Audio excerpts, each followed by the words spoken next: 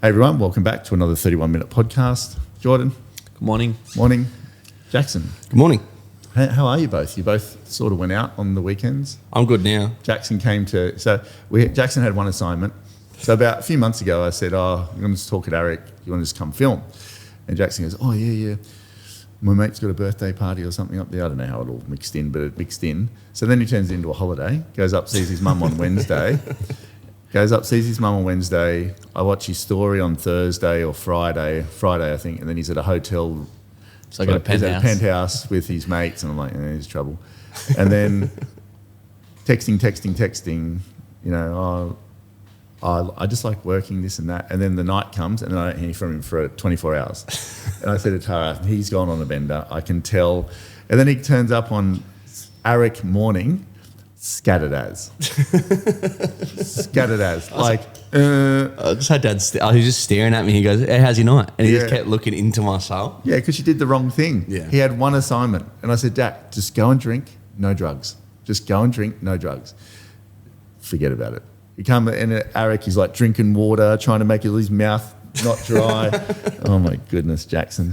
Yeah. Anyway, so it kicks me in the right direction. I feel like I feel like you need like a blowout like that every now and then. You don't. Not when you got an assignment. Yeah, like a job. The video did well. You can do whatever you want on Christmas around then. Okay. Right.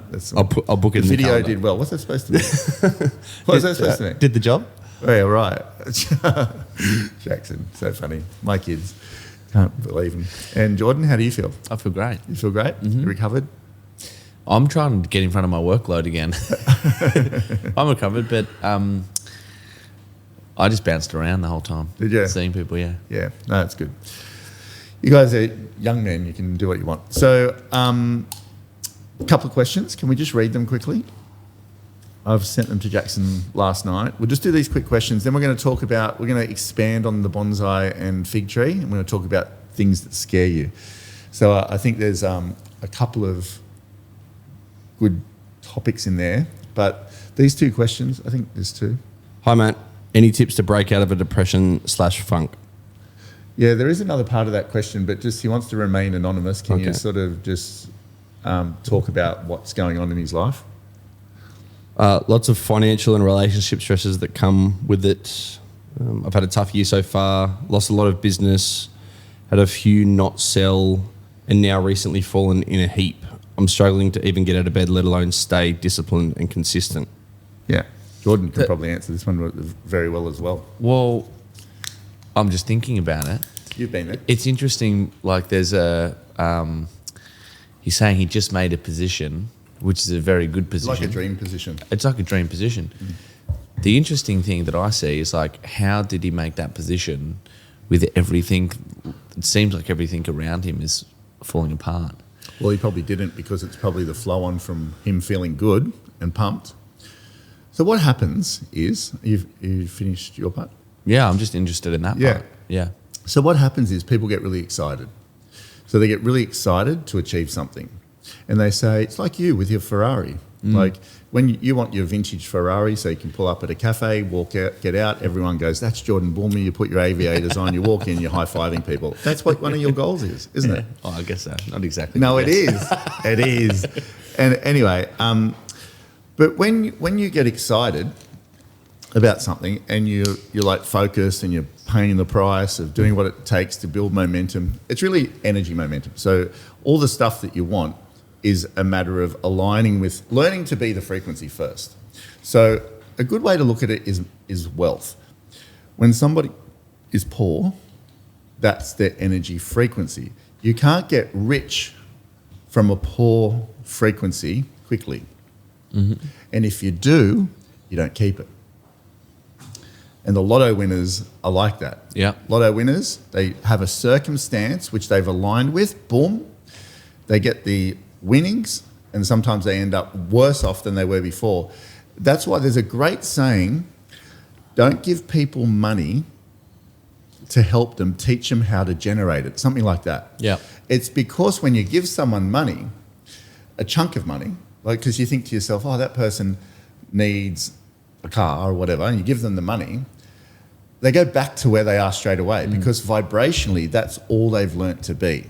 so far. Doesn't mean you can't be different. I mean, I'm an example of that, from nothing to something. Well, when I say something, like, okay, but I don't, I can hang on to the money now more. You know, whereas go back when I was 20, once I got a credit card, I was like, oh, that's cool. Like 18, as soon as I turned 18, went and got a credit card, I went around shopping, bought everything, and I had no money. And I just, I had no money to pay it. But that's where I was up to. I was like, oh, free money. That's how I saw it. Me and my mate went shopping. And then you were paying it off for 10 years. Well, I don't think I did. I think I ended up running away. And then, yeah. So, and there was lots more things as well. But so go back to learning how to be the frequency of the thing that you want. So when you set a goal, so you might say, I want to be a company owner, something like that. Or write $1 million in fees. I had a call from a guy yesterday. He wants to write $1 million in fees. So either one of them. Let's take the $1 million in fees, because I think a lot of real estate agents talk about that, like there's some magical thing that happens when you get there. And let me tell you, there's not. So when they get there, also on the way there, they've got to change. They've got to change their behaviours, their habits, their thought process, their commitment, everything. So they've got to change how much they prospect, the system that they have, and they've got to almost push through this change process to become that person that doubles, triples, quadruples their business. Because the person who's writing $200,000 a year has different actions or different habits than the person that writes $1 million a year, because there's growth in there. Yeah. So when you grow, you expand yourself. And then that's why sometimes people contract. Your mum has been a good example of that over the years. She's different now, but go back 5 years ago, she'd put on an assistant and sacked them in about 3 months because she just couldn't work with anybody because she was so used to doing everything herself. So she'd contract because it'd get wobbly, you know? Yeah. It takes a different skill set and a different internal makeup to learn that.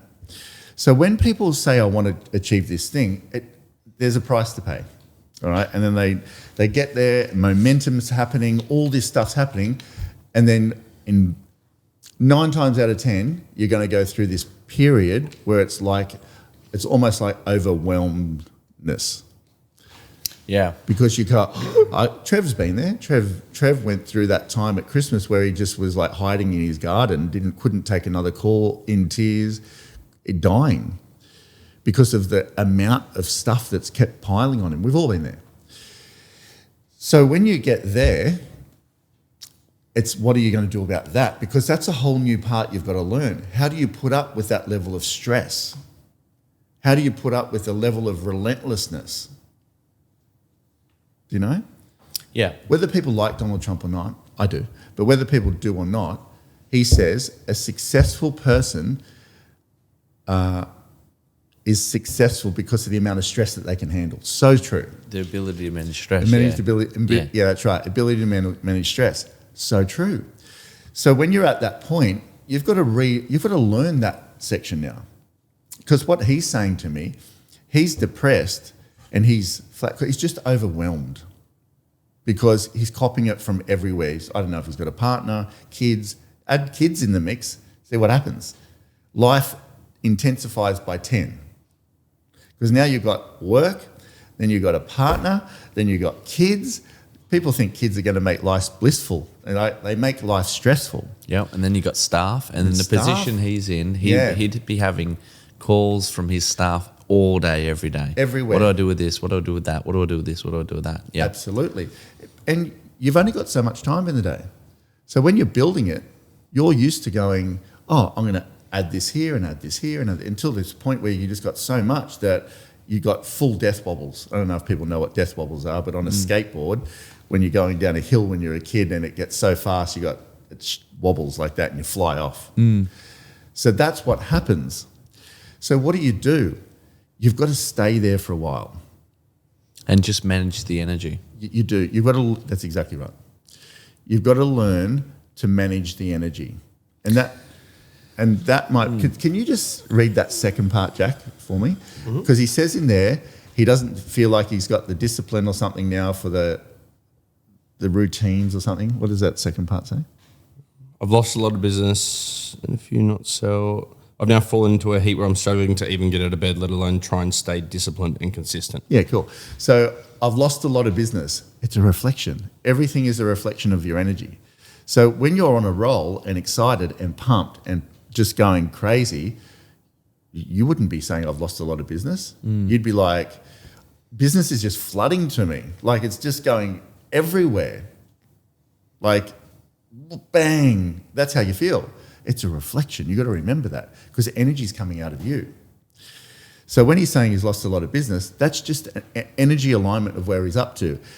He's overwhelmed. Where's overwhelmed on the energy scale? Overwhelmed is halfway down. So the top is the zone and underneath boredom is the lower vibrations. And overwhelmed is about halfway between bored and depression in the middle there. Of course you're going to lose business because people feel that. So when you're overwhelmed, you're not as sharp, you can see the stress in your face, you're not in alignment, your timing's not as good, all of that. So agree with you completely, but I'm thinking about myself here. Yeah. Do you That's also unusual. Yeah, no, well, I'm trying to put myself in the position because I feel like that a lot, but I feel the only way to get out of it slowly is to make small solutions to problems. Like I think sometimes, my goodness, I can't even get an outbound call because by the time I make an outbound call, I've got 5 more coming in. I'm like, I've got to send these calls somewhere for 2 hours. And then because that would be something that's on my mind, like, I can't even do this or do that because exactly what I said, I can't get in front of it. I'm going to divert it for Ash to 2 hours. Small problem solved. Boom, feel heaps better now. Okay, cool. And then something else might happen. Like, remember that time that I was so overwhelmed, and it was for no other. It was because I had all of those listings. I couldn't work out how to get them sold. Yeah. Because I hadn't learnt that part in the business of like closing the gaps between owners and where the market was sitting because it had been pretty good for most of the time. And I don't know what to do. I can't sell anything. But then I solved that problem, and then that kind of gets you through that little bit. There's things that stand out. That what I'm probably trying to say is if you actually identified or had a look at yourself, stood back and had a look, you could identify it every single time. That's what's on your mind. That's what's making you overwhelmed. Like once you take steps to solve that, that's when you go to that next growth bit. It is, well said. And then it's just another problem that needs That's solving. Right. Yeah. Let's talk real estate for a second to compare this because a lot of people on here aren't in real estate. But whatever you're in, life is like that too. But the market is never steady. So like we're comparing it to things like, oh, the market, I can't get things sold. Yeah, but that's your skill. That's why you get paid to get them sold. So you got to learn how to do that. But when the market's going crazy, there's no stock. There's this thing that's like you've always got to be like this, but our energy is the same. Our emotions are the same. So you can allow your emotions to go everywhere. So like with this, and get depressed because he's looking at what's happening and getting depressed. That's what's happening. Or acceptance is the strongest place you can be. Acceptance. So like Explain that. Acceptance. So it's like when you lose some business, just accept it. Yeah, it is what it is. Move on. And then you stay steady. So he's created, and you've got to see it as old energy. So what he's living now is old energy. So all the energy that he's brought forward over a period of time is creating these circumstances. So what you're throwing forward is what's going to create the new circumstances. So right now, let's say you were overwhelmed. You can't move from overwhelmed to excited straight away. It's so far away, it's not funny. It's like being broke and rich. It's so different. But what you can do is start accepting it and say, well, tonight I'm just going to go to bed early. That's what I'm going to do. And I'm just going to commit to getting enough sleep for the next however long, every night. And I'm not going to drink. And I'm going to have a walk in the morning. That's all I'm going to do. And I'm just going to stick to those few things because I can do that. But the other side of it is you've got to stop focusing on the stuff that's not happening. Because what you give your attention to creates a reaction inside of you. It's an emotion. So it's like when I get angry at you. It's like I'm angry at you because I'm observing you and I get annoyed as friggin' hell and I'm like, meh. But if I didn't allow it to be, I wouldn't get annoyed. So if I just didn't pay attention to it, because you give it oxygen. So when you and I, we had an argument yesterday, you and I, because you were sneaky. Yeah, we had an argument yesterday.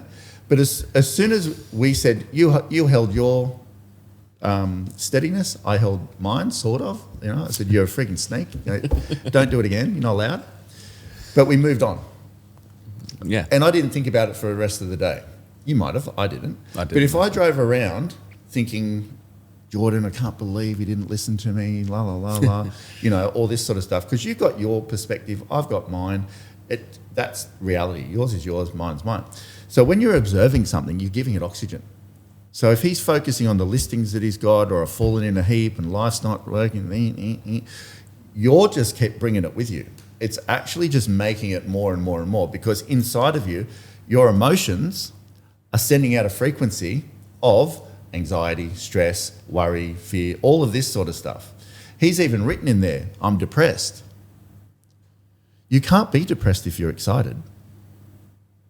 You can't. You can't be.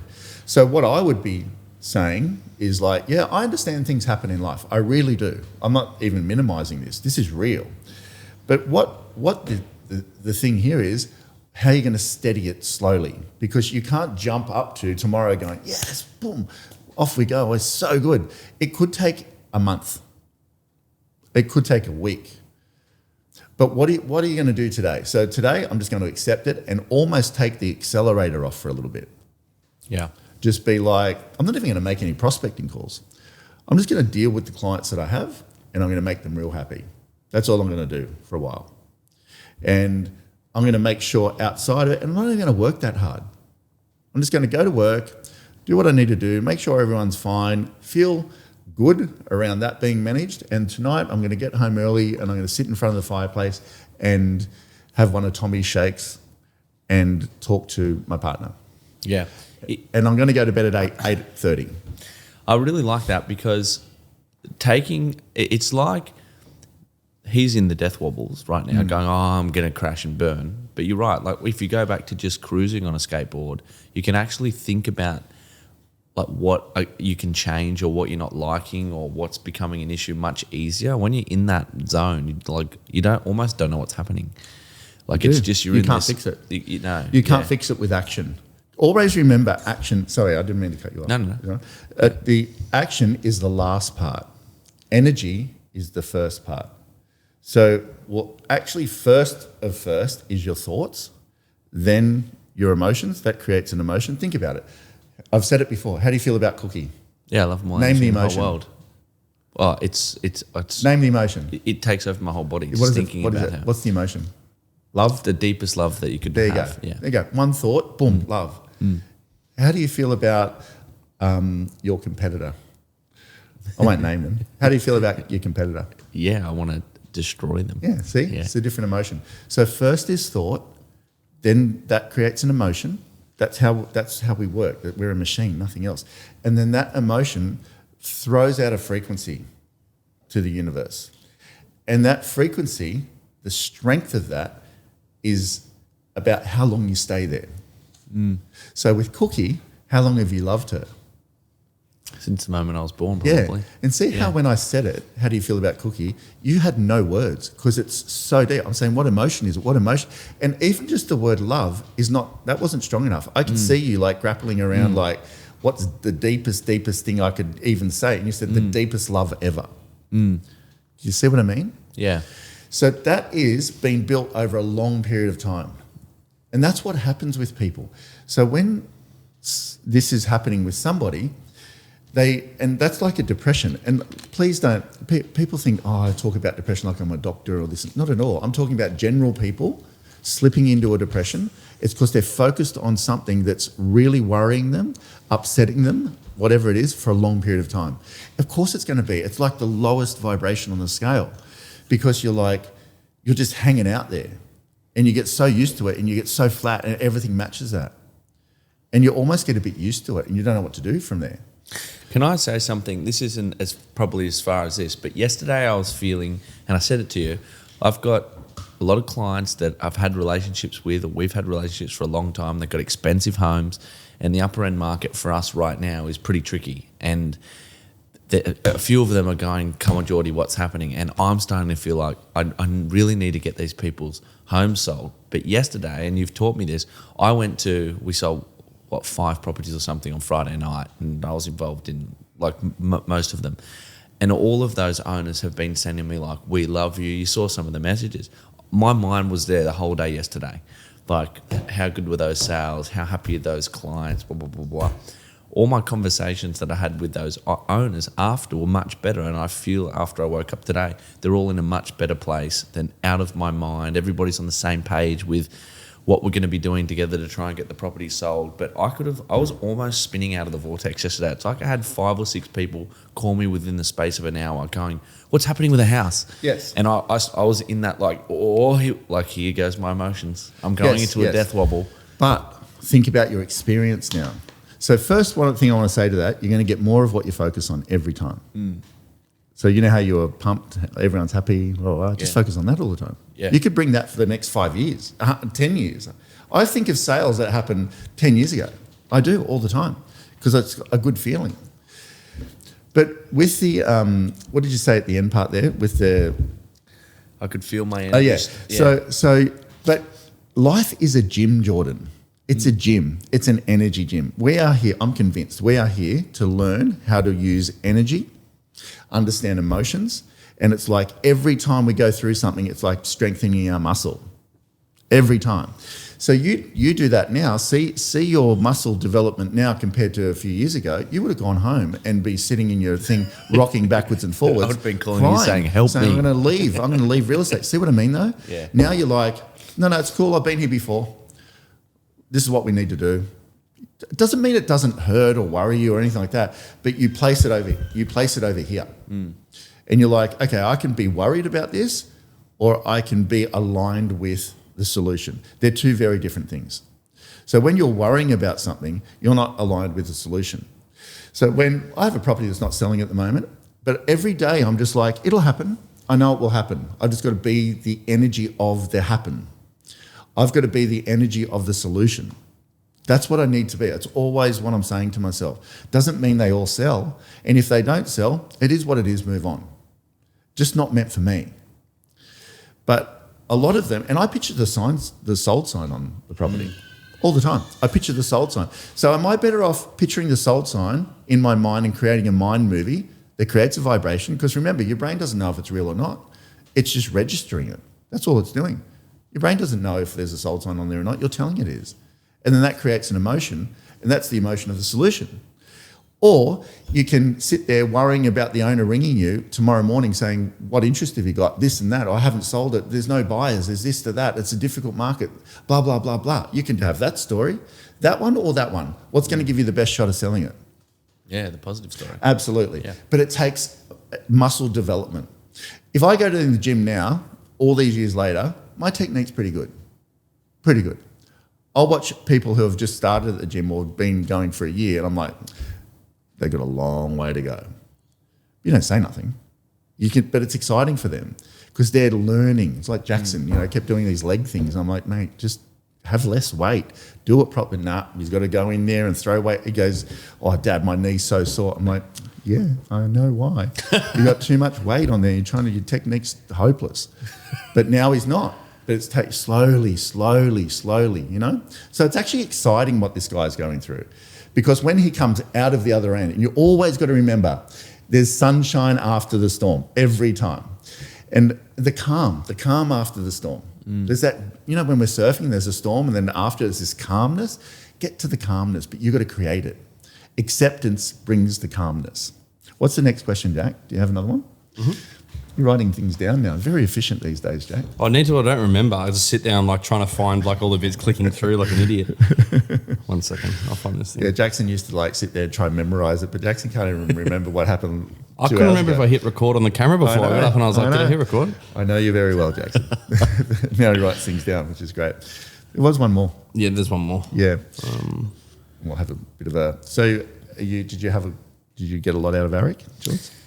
Well, I went and seen the selected speakers. I tell you one thing, like there's people have whatever it was that got them successful, but a lot of it's just come back to the hard work. It's grit. Like it's seriously grit. It's grit. The other one that I've got here is, what do you mean by food to blood work? Oh yeah, food to blood work. You know how I talk about food and blood work? I'll answer this on this podcast because it's easier. So health is a big part of what I'm chasing now. Mm-hmm. Like I can see that's everything, but I talk about blood work and food. That's not me. You can't go get your bloods done and then just decide what food you're going to eat. Someone like Tommy has matched all of my diet to what my blood needs, the timing of it in the day, what my liver's doing, what my kidneys are doing. Like my liver was a bit sluggish, probably from all the gear I've taken over the years.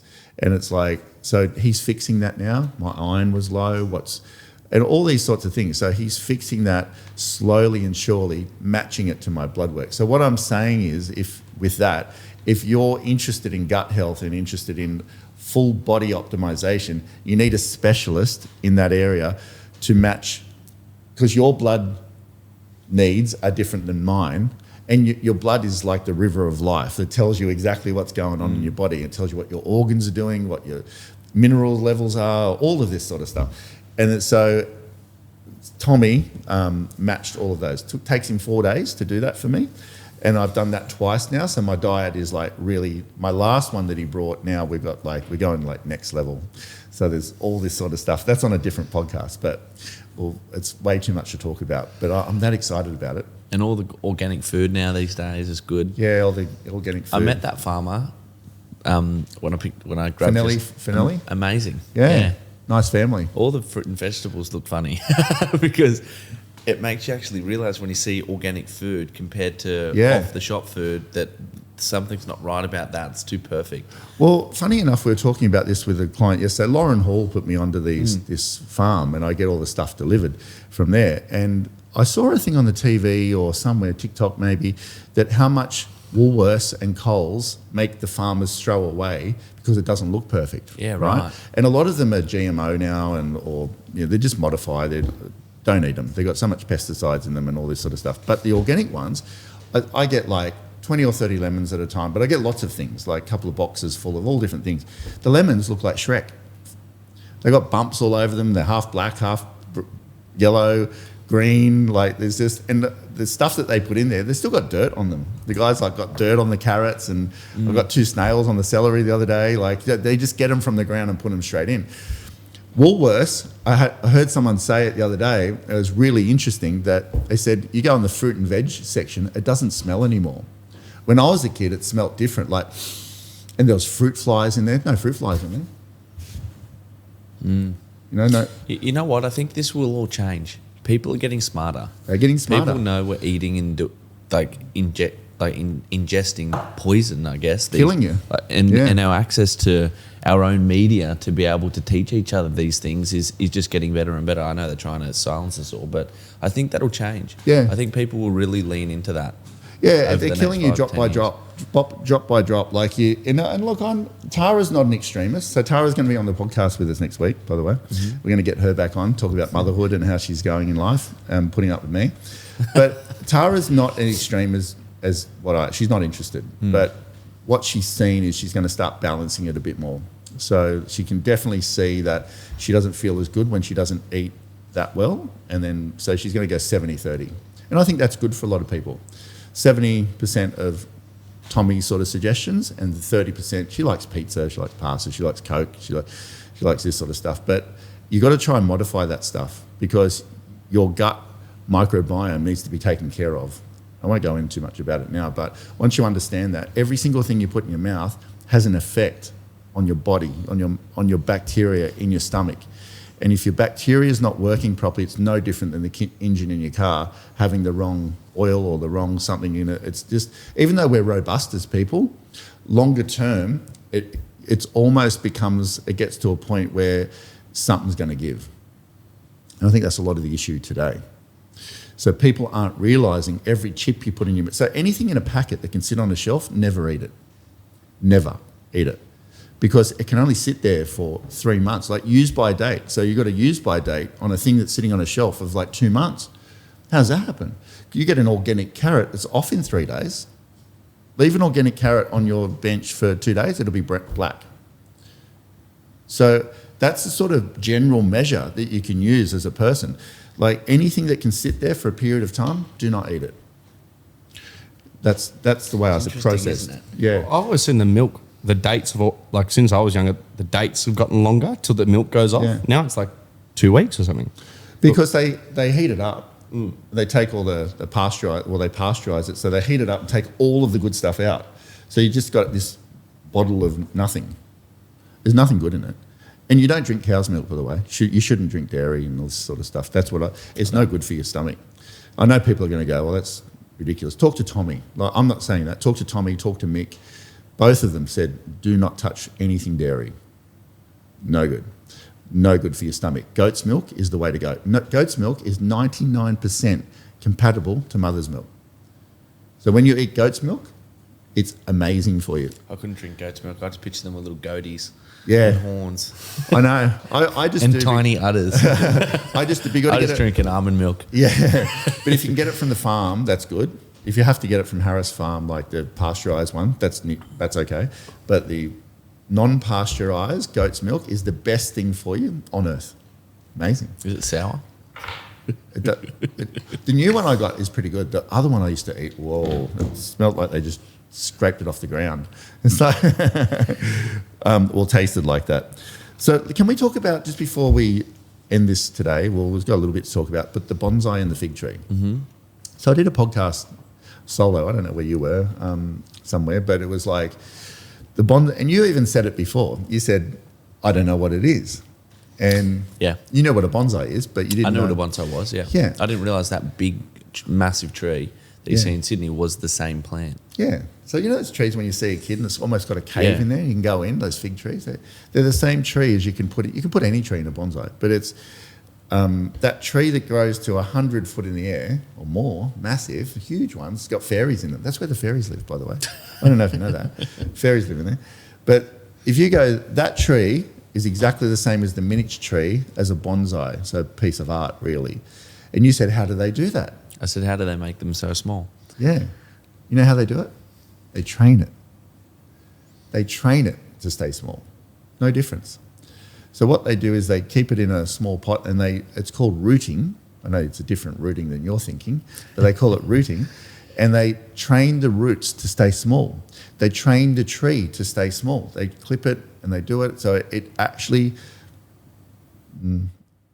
modifies it to stay that big.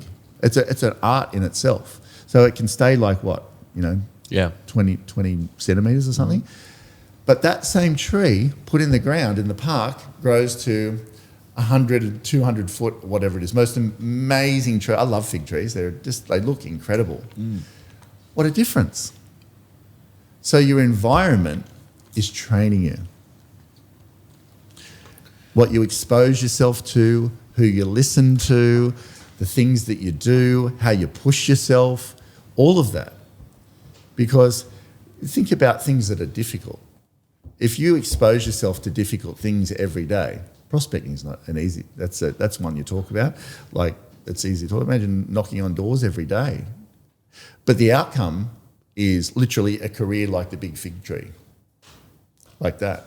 Or you'd stay in your box and try and find the easy way around and put things on social media, like as in just ads on social media and everything but doing the stuff, the grit that we talked about. You said it then from Ari, the thing you noticed is every single person every single person who's successful, it's because of grit. Yeah. That's right, it's very difficult. So if you work next to a James Tostovan, who I think is probably one of the greatest real estate agents ever in history, who's a prospecting machine, if you worked with him or you worked with someone down here who likes to finish at 4, go to the pub, do this, do that, just have a bit of an easy thing, what's your career path going to be? Yeah, exactly. Well, them.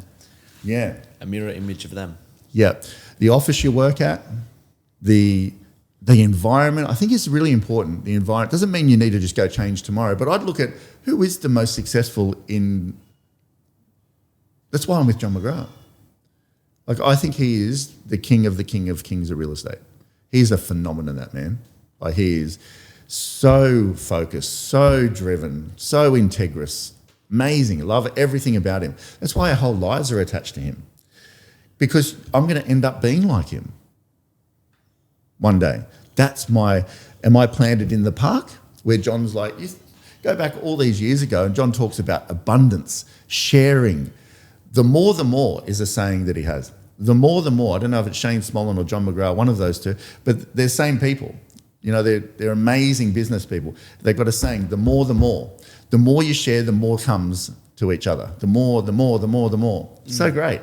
Or do you want to be scarce and don't share stuff and take stuff off the other person and, you know, dog eat dog. You know, they say like real estate companies are dog eat dog and all that. Ours isn't. I think I've got 3 appointments with your mum today. We just split everything. Everything we go to in this area that we look at, one of the areas, we just split everything. I'm listing one that she had nothing to do with today, I think, and I'm just splitting it here. That's the agreement we have, you know, but the more. We're going to dominate this other area that we've decided to take on, and we're starting to, because it's the more.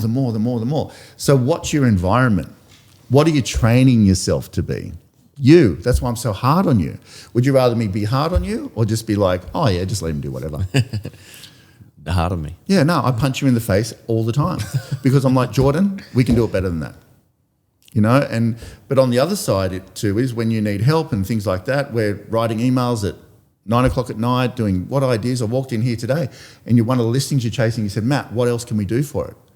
So it's like I'm very invested in your thing. Do you think you would grow more with myself and Jamie, or would you grow doing it yourself over? You probably do well. I think you do well, but being exposed to other things. Like I've been through a lot. Jamie's been through a lot. John McGrath. You can ring John McGrath any day, anytime. He'd be like, Geordie, how you going, mate? What can I do for you? Yeah. Incredible man. So imagine where you're going to be in a few years. Doesn't mean it's easy, but that exposure. Same tree, different environment. Same Jordan, same Jaxson, different environment. Imagine living with me. Jaxson does. I'm forever saying to Jaxson, where do you want to go? Just what does it look like? Let's get you there. He has earned not much money for many years, but that's changing now. And he's always said to me, Dad, I've got the big picture in mind. And he's had advice from some of his family and friends that, oh, your dad doesn't pay you enough. He gets paid an okay wage, but he's going to earn a lot of money. But I'm making the muscle strong. He just got a pay rise the other day, didn't he? Has it come yet? No? Should be this week. But he's just got a pay rise. He's got more jobs. He's got more profile building. He's got more.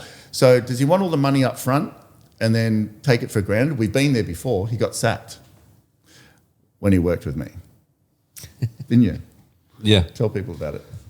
Oh, I was just young. Like, Dad bought all my camera gear. I was like, didn't know how to treat it well. I'd do jobs for him and I wouldn't send him to him. I just wouldn't do it. I'd just film it and then go spend the money, or I'd go party, or I don't know. It's like now I treat all my camera gear perfectly, and like you do. I get less money than I did back then working before, but that's because I invoiced all my own jobs and this and that and the other, and then I got trouble with tax back then. I had no idea what I was doing, but I look at it now as like I'm putting the work in, and it's like writing everything down. I'm doing everything perfectly and trying to have it all done. So when it does come, like I don't want to be a drinking drug addict loser and on 300 grand a year. I'd spend it all.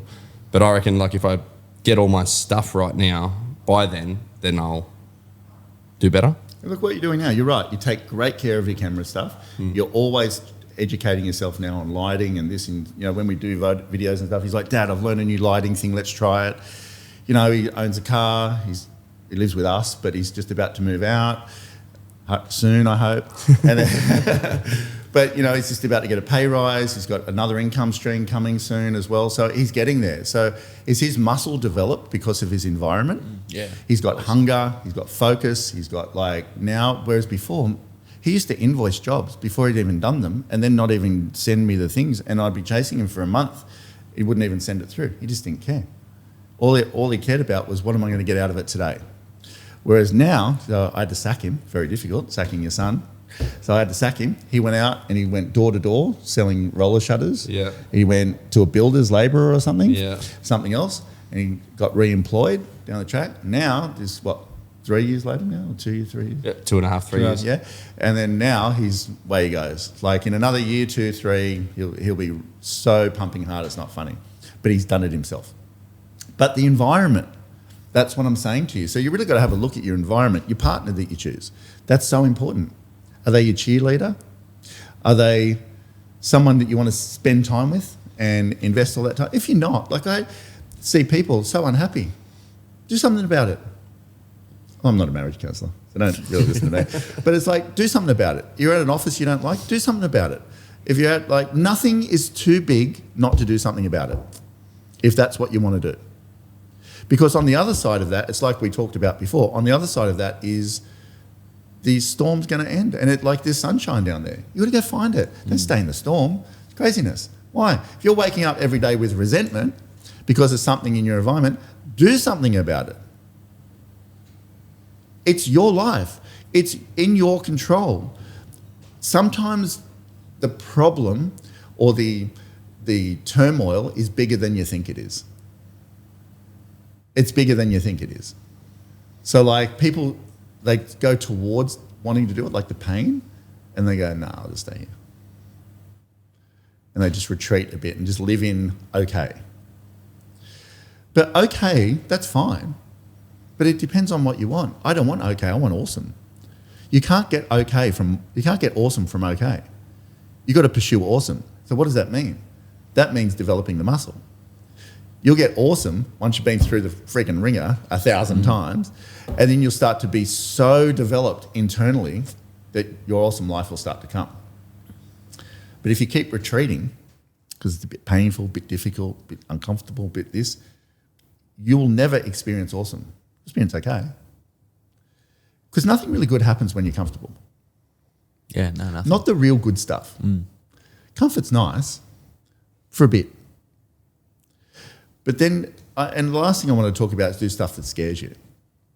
Because when you do stuff that scares you, and I'm a bit of a half-half. Like, I'm fierce in every area of my life. Public speaking, my goodness, it is this. I've got to develop the muscle because I instantly go no. But the weird part about it is, like, I do okay at it. But there's something inside of me that I've got to deal with. Don't know what it is. I do know what it is. When I was a kid, I had to give a talk, and I took 2 weeks off school so I didn't have to give the talk because I was so nervous, because I was so shy. Like I was the shyest kid you've ever met in your life. Insecure when I was growing up, teenager, couldn't talk to girls, still probably couldn't. It's like I just have this thing. I don't know what it is, but I've got to get it. Only I can deal with that. I can try and get all the advice in the world that I want, but maybe I need to put myself in the environment so I'm going to grow from it. The fig tree or the bonsai. And I've learned every time that you step out of that, you might stuff up. I've given some really bad talks, but I've given some really good ones too. But it's the bad ones I focus on. I remember once, years and years and years ago, it would have been 18 years ago, I gave a talk and Shelley, or Karina, I can't remember who, I was like breaking up with Karina, starting to see Shelley, rang me right before the seminar, right before it, blowing up. I think it was Karina actually, and blowing up, Jackson's mum. I got on stage, I was that rattled, because I'd probably done the wrong thing. I don't know what happened, I can't remember. But I was that rattled, I gave the worst talk I've ever given in my life. Like I just wanted to slide off the stage. I just couldn't get in the zone. I was like, whatever. You know, I'll think about that rather than think about the ones I've smashed out of the park. It's funny, isn't it? So when you develop the muscle though, you're getting stronger and more confident, you've got to have those times to say, all right, what do I need to do? I've got to stay away from people before I give a talk. That's what not answer your phone. But I wouldn't know that unless that happened. And I've got to control my own environment, my own energy. So when talks come now, I've got to say, well, am I going to take the opportunity, step into it, and then see what comes, because only good stuff's going to come either way, even if it's an average talk. I think people say, well, you know, he gave it a crack. Yeah. And do you like seeing people give it a crack, or do you like seeing people just Give it a crack. For yeah, sure. you do, don't you? Yeah. You actually like the ones that Yeah. are a bit nervous or a bit this. Or I watched Mel Spencer just sent me a video today of a janitor. He's been a janitor for 23 years, 56 years old, just went on America's Got Talent, got the golden buzzer. He was that nervous, he couldn't even sing he was going like at the beginning, but then he smashed out of the park. His whole life's changed now. His whole life has changed. He's never been on a plane. So he grew up in this house, and then he got a job at a school 3 blocks away so he could walk to school every day. He's never done anything else. Never been on a plane, 56 years old, gone to his America. Imagine walking out, a couple of thousand people on a stage, Simon Cowell and the other judges, and then he's sung and smashed out of the park. Imagine he just stayed in his shell, which he could have done. And he was that stressed that you could just see it, but everyone loved him. Like, it's one of those ones you just bit crying because he's so good. So good. And where's he been? Mopping the floor in a school. Imagine. Yeah. Imagine. So my advice is do something about it. If you've got that thing calling you inside, do something about it. And then see what life delivers.